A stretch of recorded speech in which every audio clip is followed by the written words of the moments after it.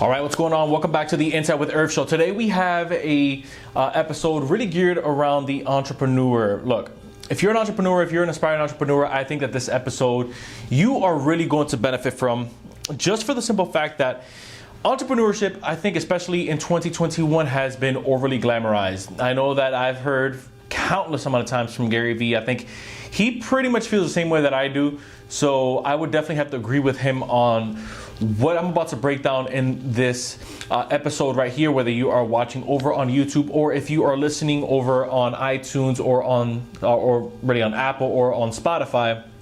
And that's this.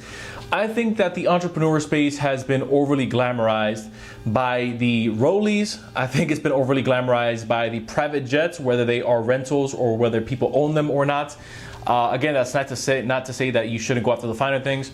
And I think it's been overly glamorized by how easy some people really make it look. And I think that it's really introduced a lot of what I can call toxic behavior and toxic expectations of what the entrepreneur life actually is, what you can expect, and how you can actually ensure that you will not only find success in this space if you so choose to proceed into it, or if maybe this is something that you may want to steer clear from, because I will be the first person to tell you, if you haven't done so already, or if someone hasn't already told you, there are some things that you need to consider before jumping into the entrepreneur space. And by the way, this is coming from someone who's been an entrepreneur since they were 23 years old. I'm 30 now, so going on 7 years.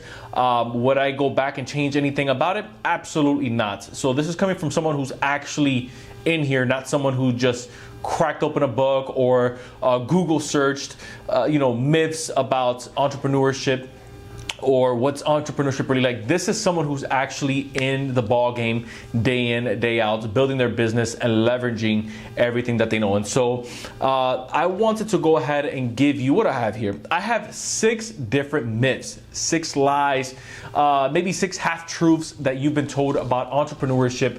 I'm going to give you my thoughts on them, and I'm going to give you the truth of these topics and again these myths. So we're going to be doing a little bit of myth busting in this episode. So grab your pen and your notepad and get ready to take some notes, because this is going to be a good one. Let's go ahead and start off with the first one, and that's this. Irv, it gets easier as you go. What gets easier?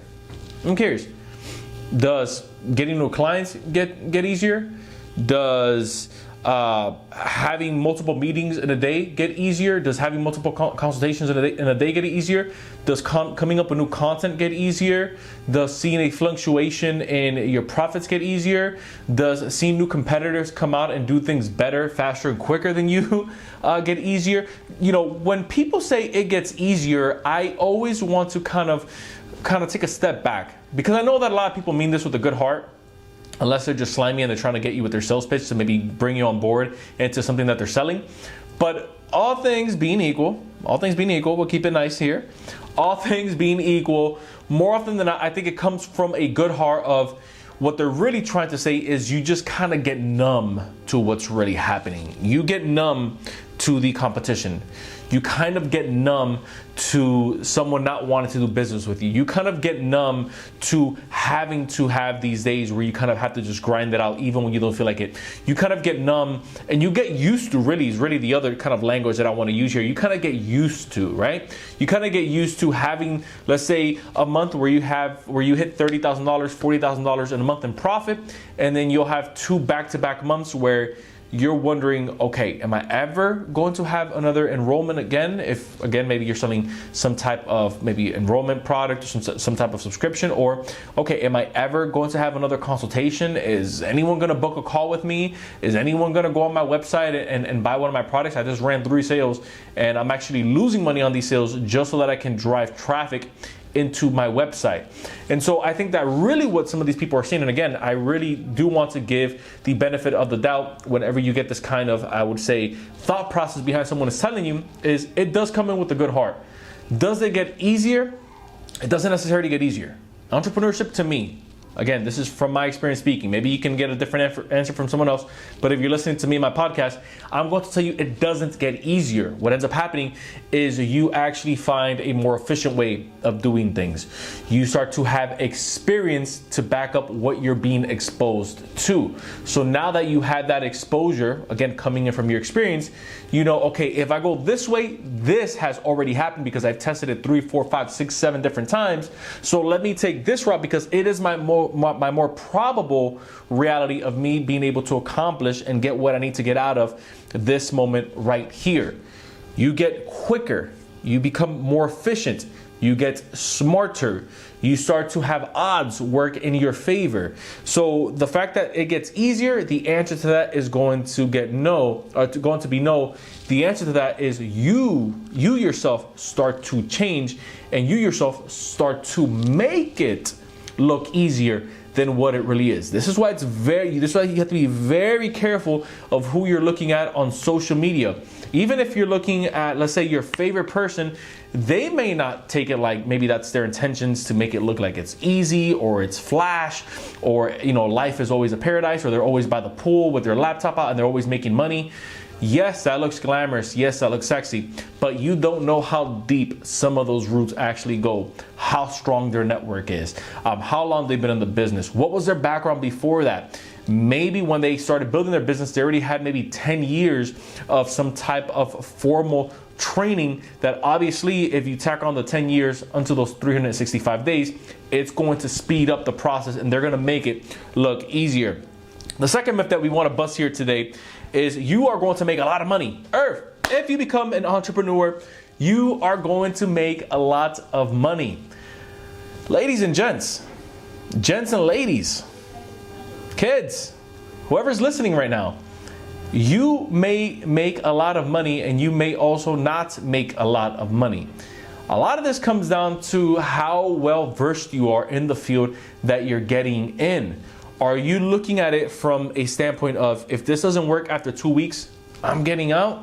Or are you willing to leave it on the line and say, you know what, I'm willing to give myself a 6-month cycle.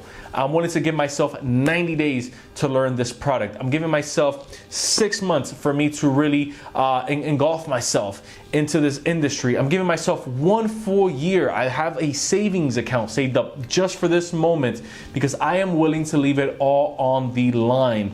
If this doesn't work out, there is no other option. There is no plan B. I've noticed that successful people at a high level, they look at not so much how long something's going to take in terms of, okay, if this, let's say, takes 2 months, then to them, that's a long time. Look, to successful people and people with long vision that actually have vision, 2 months is 2 days. 2 years is 2 months. Listen to that right there. Because if you start to think, okay, well, I'm just going to give my t-shirt brand or my t-shirt business 90 days. If I don't have X amount of followers and if I don't have X amount of subscribers, then I'm done. This isn't for me. Now take a look at something else. Let's say like an Elon Musk or like a Jeff Bezos or even like a Warren Buffett. These guys that really, we can really say, really took on years of practicing what they preach and putting into play, reanalyzing and willing to lose money along the way, because it's a two-edged sword. Yes, you could make a lot of money from being an entrepreneur. I've made more in 1 month being an entrepreneur than I did at my old job, having a bachelor's degree in business management with a minor in healthcare services. For those wondering, by the way, I do have a bachelor's degree, so I'm not one of those guys that's going to sit up here and say you shouldn't go to school, because I do think that formal education is important, but I do think that continual learning never stops. But I say that to really make a point that you can make, again, endless money. There is no ceiling, but the other side of that is that there is no floor, and you do have to have the stomach for that. Which brings us into our third myth here, though, which kind of ties in that you have to take big risks. I know that this part right here may sound a little contradictory to the first two openers, myths that I just gave you, kind of like with my answer behind it, but you really do not have to take big risks to be an entrepreneur. And I know that that sounds crazy, but hear me out.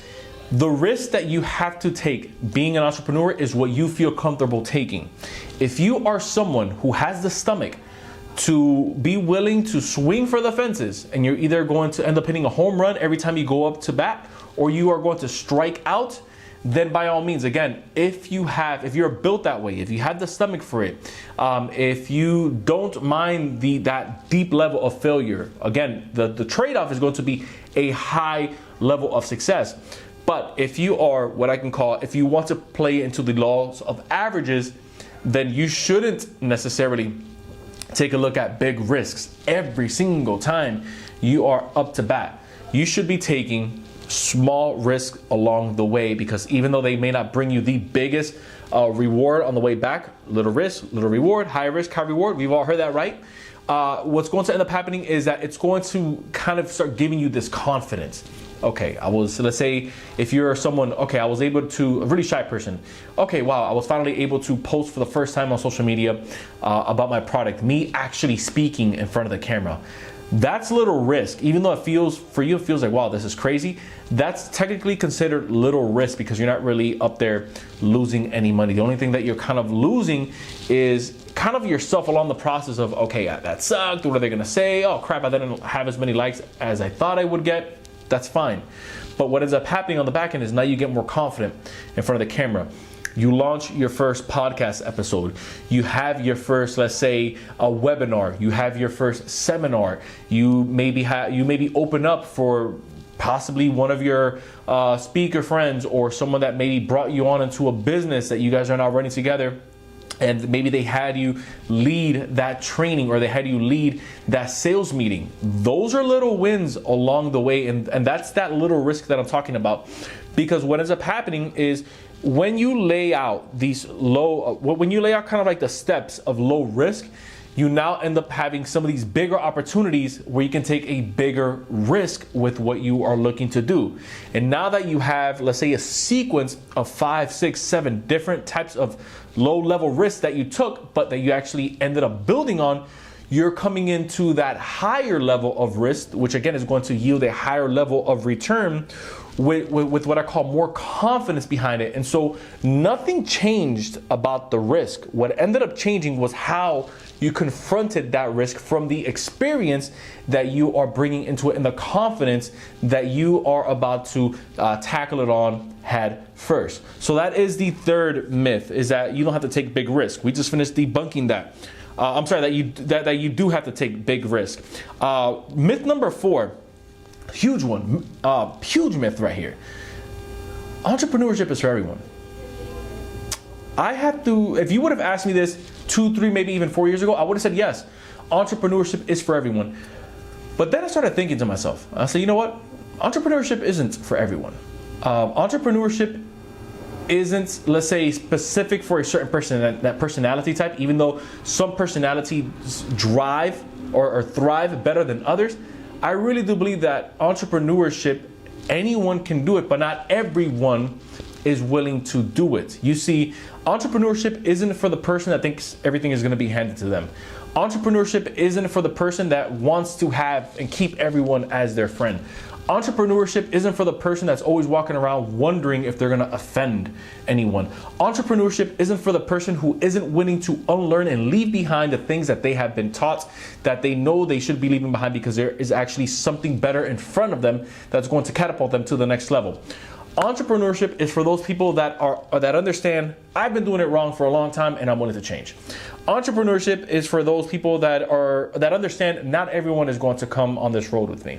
Entrepreneurship is for those people that have a vision, understand what they need to do to get there, but don't always know the picture of how they're going to get there, but they're willing to do it anyways, meaning you're the type of person that you don't need to have all the puzzle pieces in place before you actually start to try to put them together.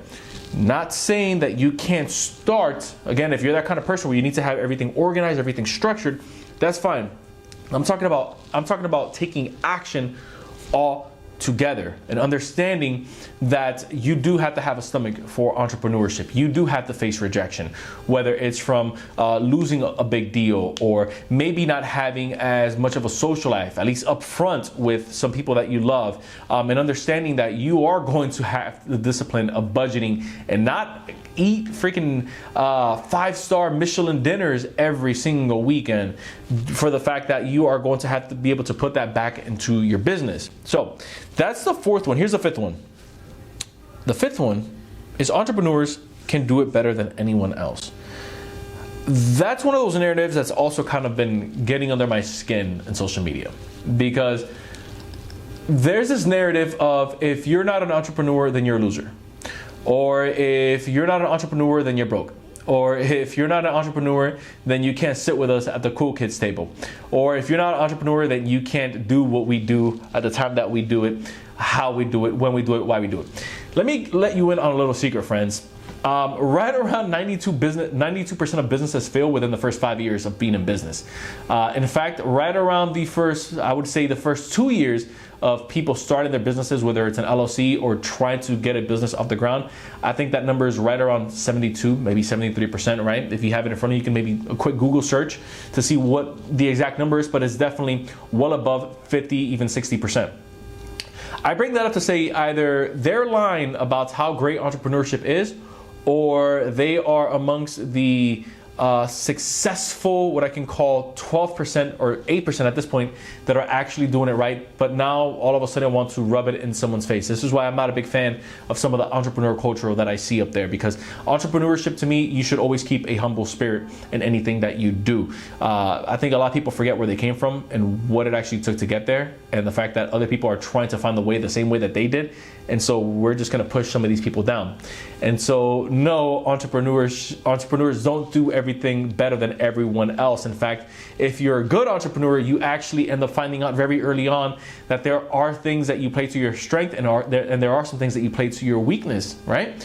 If there's something that maybe you're weak and you don't want to do, that's something that you can maybe hand off to someone else. That's when you start hiring the assistant. That's when you start hiring off the customer service person. If you, let's say, want to tackle on maybe the different side of it. For me, if I'm using myself as an example, I would want to get to the point where I'm getting to this point already, where I would want to hire off a video editor as well as a videographer. I'm really close to doing it, by the way, just because I want to get to the point where I can branch off away from my content and focus on other things in my business that I really want to put into place. But again, that comes with self-awareness and not being arrogant to think that you do everything better than everyone else, which leads us to our sixth and final point, and that's you have to be better than everyone else. This one right here, gosh, this one right here is probably the biggest one, especially for me, because I am naturally a competitive person. You spend some time around me, you will know that I like to compete, even if it's just playing Uno. Nothing gets more personal than Uno,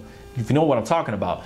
But with thinking that you have to be better than everyone else, I think that, yes, that helps us in terms of a competitive edge and always working on ourselves. Dude, you don't have to be the best person, because that's so, what I can call that's such a one-sided perspective.